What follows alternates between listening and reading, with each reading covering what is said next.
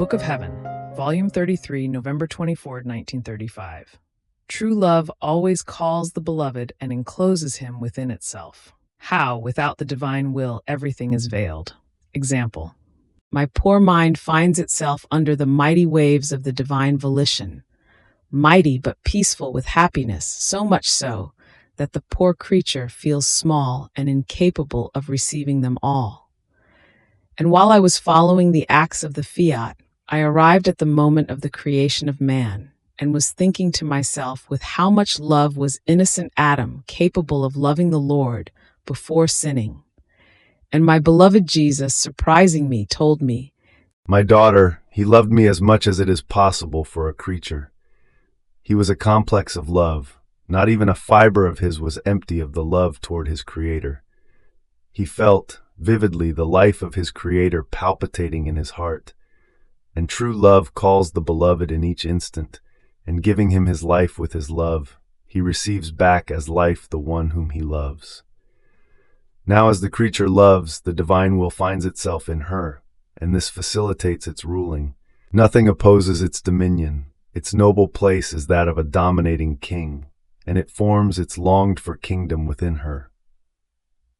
When the creature loves me as much as she can, no void of God can be found in her, but rather with her love she encloses me in the center of her soul, in such a way that I cannot get out, nor can I free myself of her. And if I were able to leave, which I never do, she would come after me without our being able to separate, either I from her or she from me, because I myself am love. Therefore, one who truly loves me can say, I have conquered he who created me. I have him inside of me. I possess him. He is fully mine. No one can take him away from me.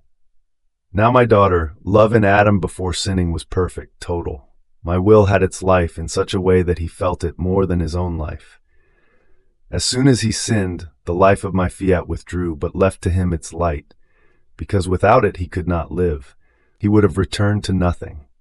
In creating him, we acted like a father who places his goods and his very life in common with his son. Now the son disobeys, he rebels against his own father, and the father with sorrow is forced to put him out of his house, no longer allowing him to possess either his goods in common or his life. But his love is so great that even from afar he does not let the necessary things or the means of strict necessity to be lacking to him, because he knows that if the Father withdraws, the life of the Son is ended. So did my divine will. It withdrew its life, but left its light as help, support, and as the necessary means so that its Son would not perish completely. Now by withdrawing its life, all things and works of God remained veiled for man. He himself, his intelligence, his memory, his will being veiled, remained like those poor unhappy dying ones, who the pupils of their eyes being covered by a thin veil, can no longer see the life of light clearly. My very divinity, in descending from heaven to earth, veiled itself with my humanity. Oh, if the creatures possessed my will as life, immediately they would have recognized me, because my will itself would have revealed who I was.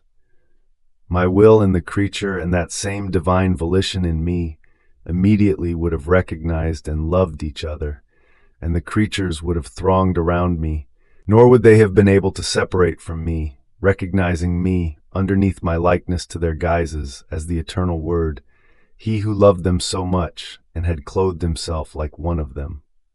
So, I would have had no need to manifest myself, but my will, residing in them, would have revealed me, nor would I have been able to hide. But instead, I had to tell them who I was, and how many did not believe me. Therefore, until my will reigns in the creatures, everything is veiled. The very sacraments, which more than a new creation I left in my church with so much love, are veiled for them. How many surprises, how many beautiful secrets and marvelous things does a veiled pupil prevent them from comprehending, from seeing, from enjoying?